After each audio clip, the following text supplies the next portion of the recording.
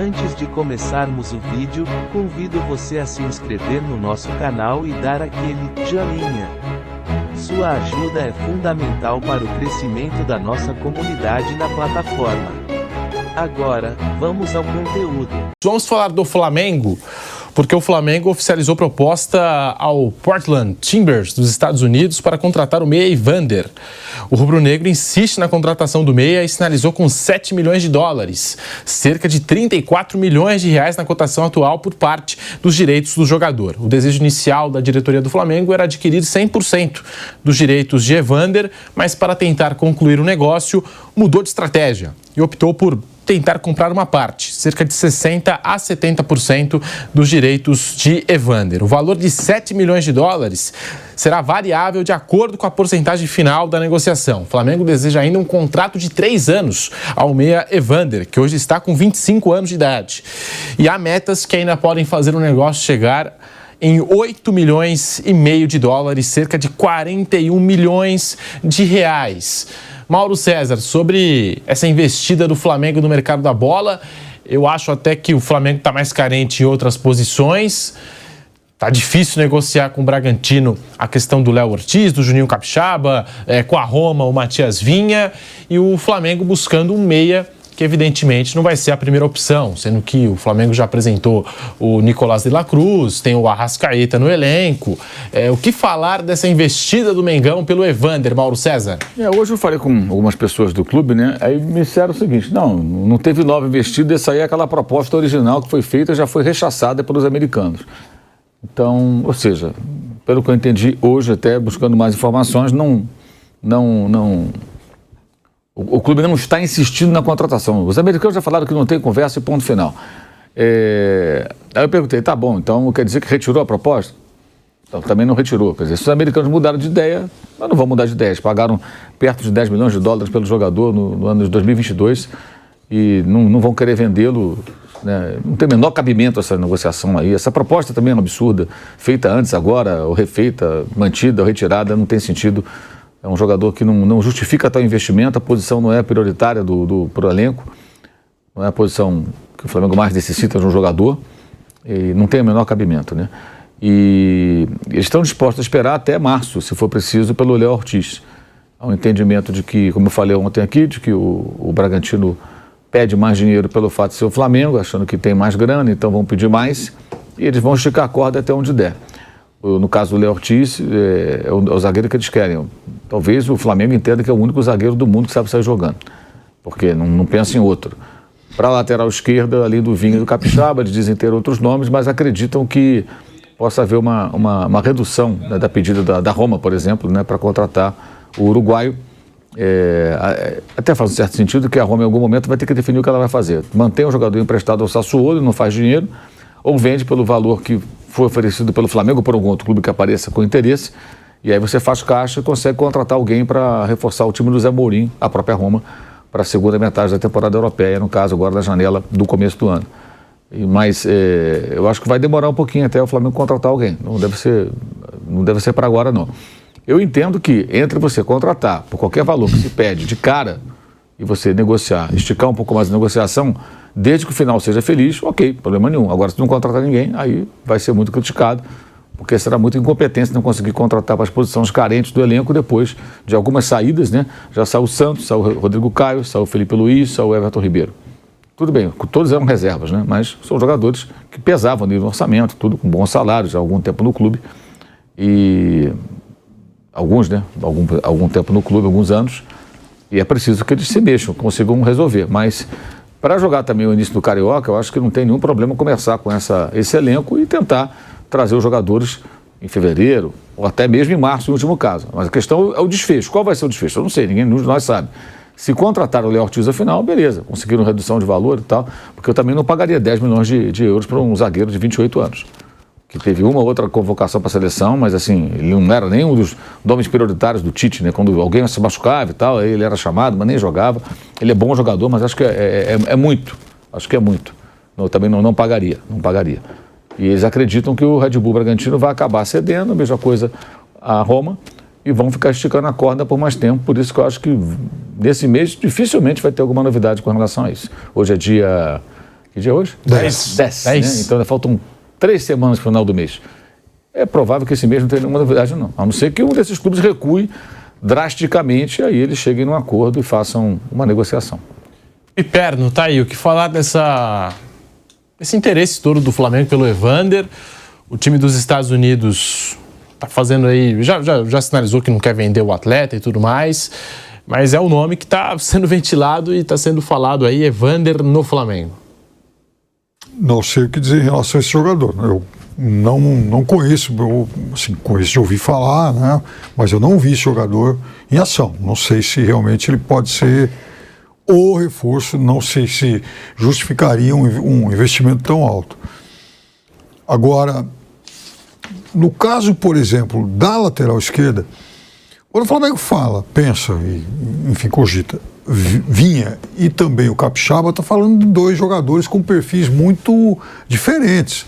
O Capixaba, inclusive, foi utilizado muitas vezes no meio campo, um jogador que gosta muito de avançar, um jogador que ataca bem e tal, um jogador de boa técnica, quando tem a bola nos pés, mas é um jogador, por exemplo, de muitos problemas quando tem que marcar. E foi assim desde o começo de carreira. Eu me lembro até que teve uma vez que o Renato, que acho que tem um toque de Midas aí para um monte de coisa, falou, eu vou ensinar ele a marcar. E não ensinou coisa nenhuma, ele já tinha esse problema. No começo de carreira foi assim no Grêmio e tem sido assim desde sempre, né? O Vinha não, é um lateral mais convencional, um jogador, para mim, de um nível muito bom. Eu iria atrás dele. Agora, essa dificuldade toda, né? Não exatamente em relação ao Vinha, porque é um jogador, né, de um clube lá da Europa, mas aqui no Brasil vai mostrando também que todo mundo, quando tem que fazer uma negociação com o Flamengo e Palmeiras, joga os preços lá em cima, né? Puxa vida, esse é o novo rico, esse é o novo milionário, então eu posso pedir um monte. Então torna tudo muito mais difícil também. O caso do Léo Ortiz é típico. Não é um jogador para custar tanto.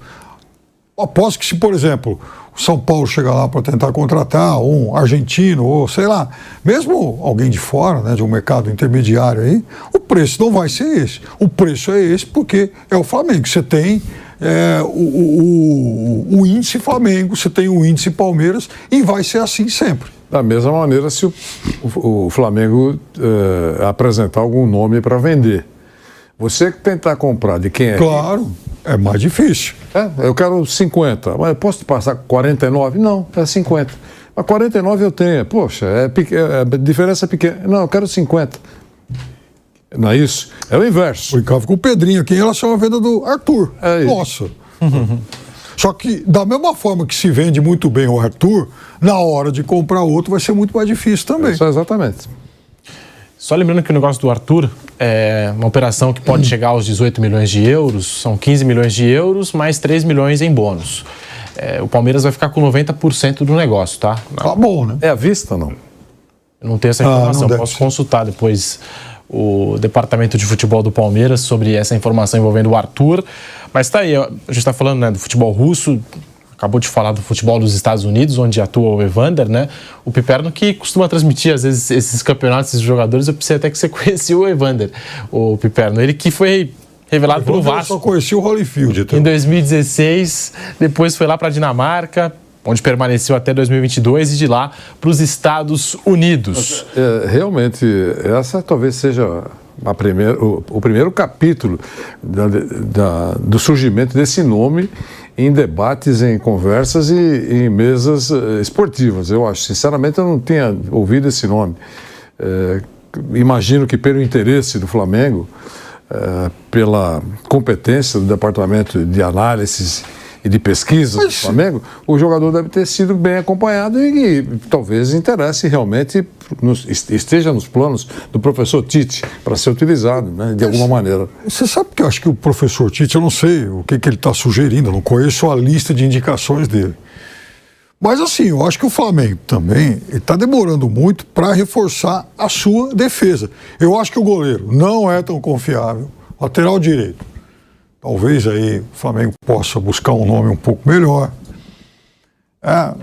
Está tentando buscar um zagueiro, tanto que sonha com o Léo Ortiz, está em busca de um outro lateral esquerdo. Então veja, o Flamengo está pensando em praticamente uma defesa inteirinha. né? Ou pelo menos tem, enfim, necessidade de muitos jogadores de defesa. Então, e aí vem o Evander, parece que está próximo e tal. Mas veja, eu também não vejo esse setor como uma prioridade na vida do Flamengo. Sobre o Flamengo, vamos ouvir agora o Marcos Braz. Ele foi questionado sobre a questão do Gabigol, se chegou a conversar com o Corinthians, se houve negociação, se não houve negociação. E nós temos aqui a palavra de Marcos Braz no bate-pronto da Jovem Pan. É arte. Eu jurando aqui que a gente ia ter a palavra mesmo, né? Mas tá aí aspas do Marcos Braz. O ano só tá começando, vamos lá. O jogador tem 1 ano de contrato, é do Flamengo. Não posso falar se o presidente do Corinthians falou ou não com o representante do atleta. O Flamengo em nenhum momento entrou em negociação. Ele tem uma história linda aqui dentro. É importantíssimo aqui, a gente conta. O que eu posso falar temos 1 ano de contrato e interessa ter ele até o final. Não sou eu que trago propostas para o Flamengo, disse Marcos Braz. Sobre essa situação aí de Gabigol e Corinthians. Lembrando que no último domingo, a gente até colocou aqui no programa a nota do empresário do Gabigol, o Júnior Pedroso, dizendo que não abriu negociações com o Corinthians. O Júnior Pedroso, agente do jogador. E ainda revelou que tem um acordo verbal com o Flamengo para a renovação do contrato. Tem um acordo verbal aí com a direção do Flamengo. Bom, o agente falou isso, o diretor do Flamengo falou isso, só que o presidente do Corinthians, o novo presidente, falou que estavam as conversas avançadas na frente do Marcos Braz. Ele estava na plateia. Aliás, o Mauro César Pereira falou, acho que no programa seguinte, no dia seguinte, dizendo que o Flamengo tinha que se pronunciar a respeito dessa conversa. Ou das conversas. Foi isso, Mauro, que você falou? Eu acho que ele deveria ter se pronunciado antes, né? E quando o Corinthians usou o nome de um jogador sob o contrato para criar uma agenda positiva, uma expectativa em sua torcida, e não fez proposta. Ficaram ali, não, está adiantado. E o empresário do jogador desmentiu quando foi conveniente. Enquanto valia a pena fazer parecer que tinha uma disputa pelo jogador, deixa quieto. Quando viu que não ia dar em nada, não houve proposta. Porque não houve realmente informação de várias fontes que o Flamengo não recebeu nenhuma proposta. Qual foi a proposta? Para quem diz que... Então, qual foi a proposta? Me digam, qual foi a proposta? Ninguém fala. Tem gente que fala, não, teve proposta. Qual foi? Dinheiro, jogador, precatórios, qual foi a proposta? Qual foi a proposta? Para a Caixa tem uma proposta, está sendo analisada. Para o Flamengo não teve. Aliás, a proposta da Caixa foi feita pela gestão anterior, né? E veja, Mauro, se o Corinthians daqui 1 ano, quando o contrato estiver bem no finalzinho, está acabando, pegar o dinheiro pegar essa bolada e os 120 milhões lá do patrocinador, eu falar, aqui, então, tá aqui, Gabigol, essa é a grana para você vir para cá. Isso é uma coisa. Agora, como é que alguém pode imaginar que hoje o Corinthians vai chegar lá no Flamengo e falar, olha, é o seguinte, eu estou aqui pagando, estou tirando o Gabigol de vocês, estou pagando todas as cláusulas, as multas. A multa de 100 milhões de euros aproximadamente. É metade da dívida do Corinthians, um pouco mais. É mais ou menos a dívida de curto prazo do Corinthians, um pouco mais. É que é isso, né? Segundo os últimos números, era perto de R$500 milhão a dívida de curto prazo. E ontem chegou ao Rio de Janeiro, Nicolás de la Cruz, com aquela comitiva toda, o Chapolin rubro-negro, que a gente mostrou no programa. A Varzete, que empolgou. A Varzete também empolgou, deixou o Vampeta empolgado. O comitê de recepção, a Varzete, deixou o Vampeta. O Vamp ficou empolgadaço com a Varzete, falou, olha, Varzete. Tá. E alguns colegas foram cobrir essa chegada do de la Cruz ao aeroporto, e eu vi em algum lugar, cerca de 20 pessoas, 20 torcedores do Flamengo compareceram. Eu falei, se a gente for contabilizar aqueles personagens todos, né? É uma parcela considerável dos 20. 70% a 80% desses personagens na plateia. Dessas 20 pessoas, Tava lá o Homem de Ferro. O VAR, o Homem de Ferro, o Chapolin rubro-negro e tem a Varzete também. A Varzete. Também se juntando ao grupo. Na próxima o Vampeta vai junto lá também. Prendeu os olhares do nosso Vampeta. E o Vampeta agora todo dia chega no programa. Um dia ele estava citando o nosso Jornal da Manhã. O Piperno hoje participou do Jornal da Manhã, né, Piperno? Hoje você já segunda, quarta e sexta nessa semana. A sua contribuição aqui, né, no nosso jornalismo. Encontrei o Vanderlei Nogueira de manhã. Olha que beleza, hein? Muito feliz, hein? Eu também. O nosso Piperno. É recíproco. Mas no aeroporto do Galeão, o Bruno Spindel deu uma declaração, conversou com jornalistas, dizendo que acima de tudo está a responsabilidade financeira, que não vai fazer loucuras com o dinheiro do Flamengo. Nós temos essa fala do Bruno Spindel na chegada do De La Cruz ao aeroporto. Que a gente pode dizer que a gente está trabalhando 24/7 para poder trazer esses atletas que a gente entende que vão contribuir para qualificar o elenco do Flamengo.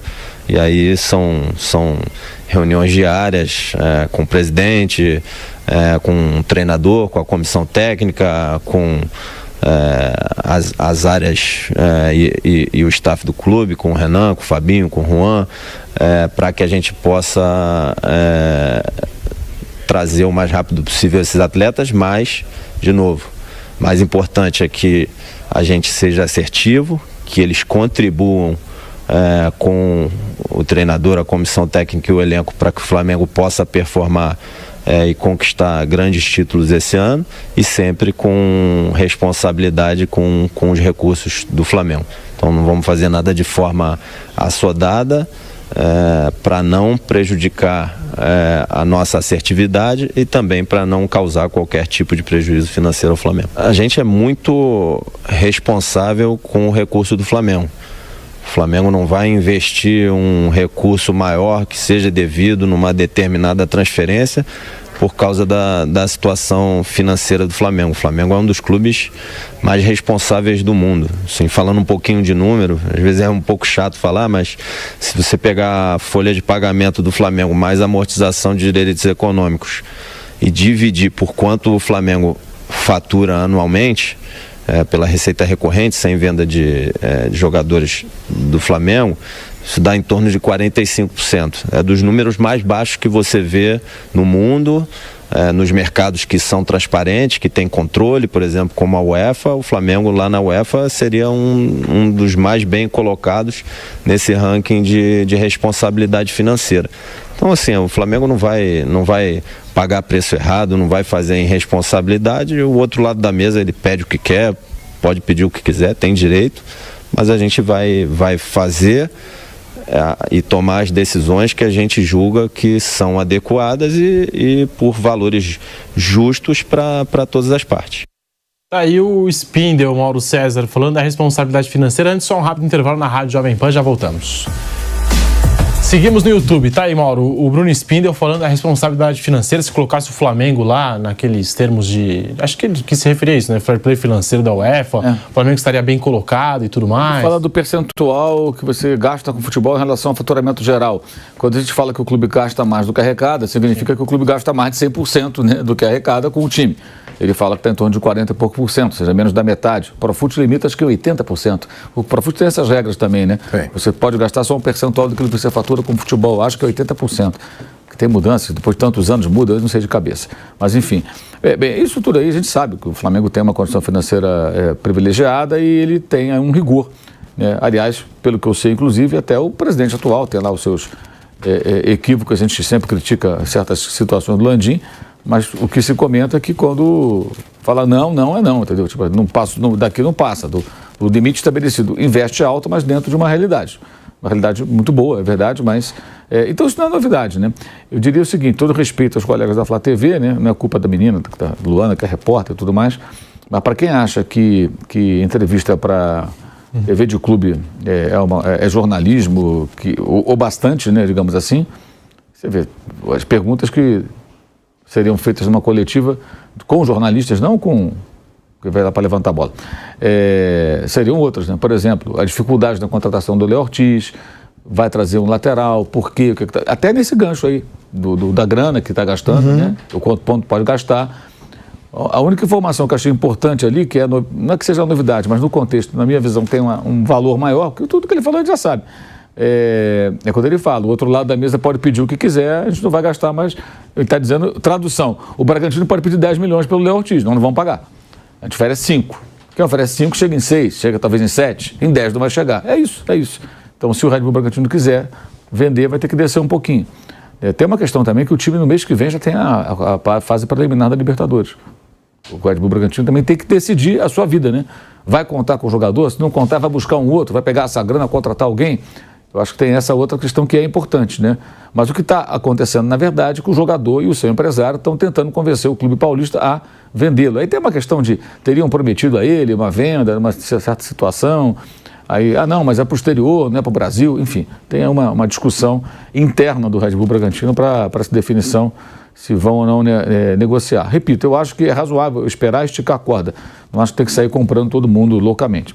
Nem há essa necessidade pelas competições que vão ser disputadas. Pela competição que vai ser jogada agora, que é o Carioca, que é só os jogos importantes do Carioca, para valer, são da fase final, como todo estadual.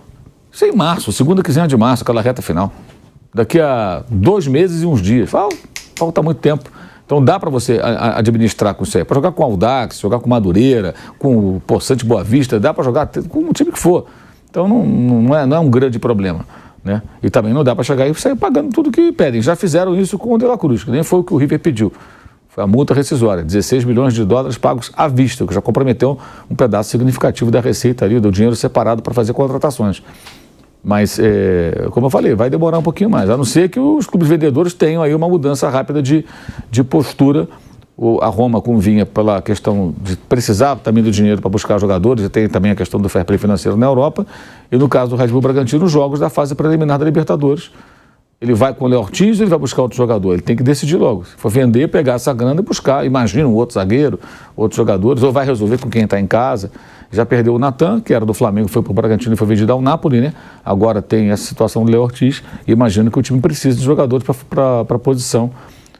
Até porque pode enfrentar o Botafogo, né? Se eles passaram do primeiro confronto, Botafogo e Red Bull Bragantino vão se enfrentar por uma última vaga brasileira na fase de grupos da Libertadores. E se houvesse confronto, o perdedor vai para a Sul-Americana, né? Isso. Voltamos à Rádio Jovem Pan, agora ao vivo também pelas ondas do rádio, e falando sobre o De La Cruz, o novo jogador do Flamengo, a grande contratação do Flamengo no mercado da bola, deu aí a sua primeira palavra como atleta rubro-negro, e nós temos aqui as primeiras palavras de La Cruz ao chegar no aeroporto do Galeão, conversou com jornalistas, nós temos as aspas de La Cruz para você. Muitas expectativas, muito contente de chegar ao Brasil, tinha grana de vir, encontrar as pessoas, o corpo técnico, os companheiros, estou muito feliz. Tinha outras propostas, mas decidimos chegar aqui com a família. Um novo projeto de vida muito importante para nós também. Passar a uma equipe tão grande como o Flamengo, estamos muito contentes. Falei com a Arrascaeta, com o Varela, me falaram tudo do clube. Creio que isso foi o pontapé final para tomar a decisão de vir. E, repito aqui a informação, cerca de 20 torcedores do Flamengo, ontem a gente acompanhou, mostrou aí, se tiver a imagem pode até colocar na tela, né, daqueles personagens, grandes figuras, né, torcedores do Flamengo que participaram dessa chegada do De La Cruz ao aeroporto. Ele que veio direto do Uruguai em voo fretado pelo Flamengo, que pousou por volta das 13 horas e 50 minutos e recebeu a camisa 12. Tá aí, ó, a comitiva que a gente tinha falado. Maravilha. O Homem de Ferro tá firme lá. Homem de Ferro, verdade. Chapolin rubro-negro, o Vale e a Varzete. O Vampeta gostou. Só o batuque do Flávio Prado para animar essa galera. Imagina o Flávio lá. O meu sonho é ver o Flávio Prado no aeroporto, um dia que chegasse um grande reforço. Já pensou, já que o Flávio gosta muito do Bragantino, numa dessas? Você não foi esperar o Borja? Então. Foi. Eu gostaria de ver o Flávio numa situação assim, ia ser interessante, ia ser legal. Vai ser bom. E o Vampeta que adorou essa imagem aí e tudo mais. Varzete. Sinal, assim, eu tô achando, né, Vanderlei, que o ninho do Vampeta, todo dia no programa ele tá soltando alguma coisa, né? As informações que eu tenho... Todo dia, o ninho tá vazio, hein? As informações que eu tenho é que o ninho está num silêncio, já faz muito tempo, praticamente desativado. Essa é a informação. Mas pode ser uma contra-espionagem. Pra dar uma... Pode ser. Muito Ricardo bom. Vanderlei, Nicolás de La Cruz está no Rio de Janeiro, novo reforço do Mengão. Bom, o impacto da contratação é inegável, né? Você chega lá com um cheque de 16 milhões e contrata um jogador, 16 milhões de dólares, e contrata um jogador namorado, importante, testado, né? Experiente, bom jogador. Sem dúvida, é uma contratação respeitável. Essa é uma contratação de impacto. Vai dar certo? Tem muito mais chance de dar certo do que de não dar. Então, eu acho que o professor Tite está muito feliz em contar com o elenco que ele tem. É muito importante a participação do De La Cruz, eu acho que ele chega todo entusiasmado, Né? Isso que você abordou, que ele recebeu o telefonema do Arrascaeta, dessa turma toda, isso pesa mesmo. Né? Por exemplo, o Scarpa foi pro Galo depois de ter conversado com o Filipão. Deve ter ouvido coisas boas, né? Tipo, você é meu titular e você vai jogar e tal. Né? Para o Flamengo talvez não fosse com essa segurança toda que chegaria como titular. Então, Rogério Ceni costuma fazer isso. O Abel mesmo já fez isso. Dizem que ele falou com o Caio Paulista. Dizem que ele falou e valorizou o fato de ele ser um jogador polivalente, digamos assim. Então, essas conversas pesam, tomara que ele seja feliz e reforça muito o futebol brasileiro, não importa a nacionalidade, reforça o futebol brasileiro. A gente precisa de muita qualidade e isso deve acontecer com o De La Cruz. O jogador de seleção uruguaia foi bem contra a seleção brasileira até agora nas eliminatórias, fez um bom jogo. Fábio Piperno, tá aí. Nicolás De La Cruz já chegou ao Rio de Janeiro e está prestes a começar a sua caminhada como jogador do Mengão, Piperno. Para mim, talvez o grande reforço que chegou ao futebol brasileiro esse ano, o grande reforço anunciado por um clube brasileiro nessa fase de mercado. E veja, além de ser um cara hoje titular de seleção uruguaia, enfim, a seleção do Bielsa, é um jogador de alto nível, foi campeão de Libertadores, fez uma belíssima carreira no River Plate, que é outro gigante aqui da América do Sul, um jogador de 16 milhões de dólares, enfim. É um cara que chega, enfim, credenciado por um monte de coisas, por um monte de conquistas, qualidades, enfim. E eu acho que esse é o tipo do tiro certeiro. É evidente que ninguém tem bola de cristal, a gente não tem 100% de certeza em relação a como vai ser a adaptação do jogador ao time, aos métodos aí de treinamento do Tite, é uma série de questões. Mas assim, teoricamente, é a contratação que todo mundo faria, principalmente todo mundo que tem dinheiro no bolso, né, Vanderlei? Sem dúvida. Por exemplo, Nogueirópolis Futebol Clube, se tivesse 16 milhões de dólares na conta, iria, né? Mas não, eu tentei fazer uma permuta lá. Aí os caras não quiseram nem me atender. O que você estava oferecendo em troca? Tudo. O que vocês querem? O que tem para dar aqui? Ó? Tem uma panela velha, tem um Lada, o motor está meio estragado. Eles só aceitaram na conversa. Aí chegou o Flamengo lá, Pedro, eu com chequinho quente, 16 milhões de dólares. Concorrência desleal, Vanderlei. Aí é uma concorrência desigual, é verdade.